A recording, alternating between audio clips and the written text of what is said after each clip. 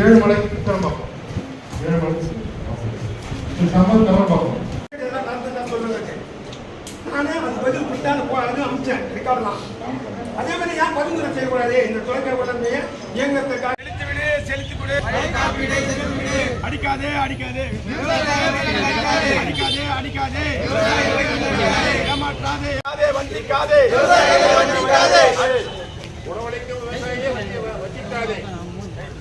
உணவளிக்கும் விவசாயிகளை உணவளிக்கும் விவசாயிகளை போட்டுவிடு போட்டுவிடு வஞ்சிக்காதே விவசாயிகளை வஞ்சிக்காதே வயிற்றில் அடிக்காதே வயிற்றில் அடிக்காதே விவசாயிகள் வயிற்றில் அடிக்காதே.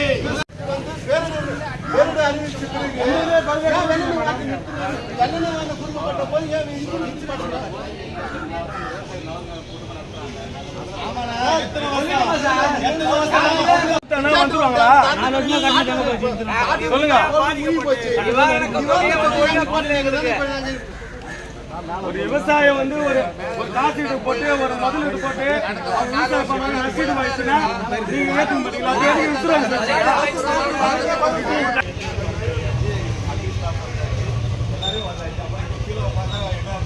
இப்படி சொல்லிதான் நிவாரணம் வந்து 2 ஏக்கர் போட சொன்னா 1 ஏக்கர் தான் போட்டு. பொன்னேரி கோட்டத்திற்குட்பட்ட மீஞ்சூர், காட்டூர், கும்முடிப்பூண்டி போன்ற அனைத்து விவசாய பயிர்களும் கடந்த மிக்ஸாம் புயலால் பாதிக்கப்பட்டது.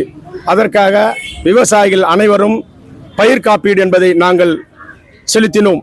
ஆனால் தற்பொழுது பயிர் காப்பீடு என்பது சொற்ப விவசாயிகளுக்கு மட்டுமே கிடைத்துள்ளது. அதுவும் குறைந்த அளவில் கிடைத்துள்ளது. 75% மேலான விவசாயிகளுக்கு கிடைக்கப்பெறவில்லை. இது தொடர்பாக நாங்கள் ஒவ்வொரு விவசாய குறைதீர்க்கும் நாளில் மாவட்ட ஆட்சியரிடமும் கோட்டாட்சியரிடமும் முதலமைச்சர் தனிப்பிரிவிற்கும் நாங்கள் மனுக்கள் கொடுத்தும் நேரடியாக எங்களுடைய குறைகள் கூறியும் இதுவரை எங்களுக்கு எந்தவித நடவடிக்கையும் எடுக்கப்படவில்லை.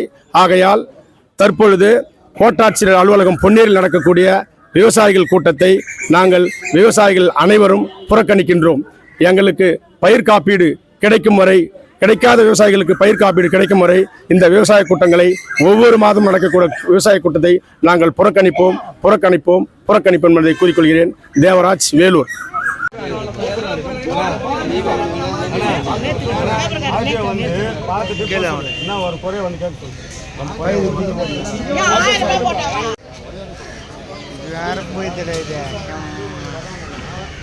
ஒரு மத்திய அரசும் ஒரு மாநில அரசும் விவசாயத்தோட கோரிக்கை ஒரு குறைய அவங்க வந்து ஒரு மனு இருந்தா அந்த மனு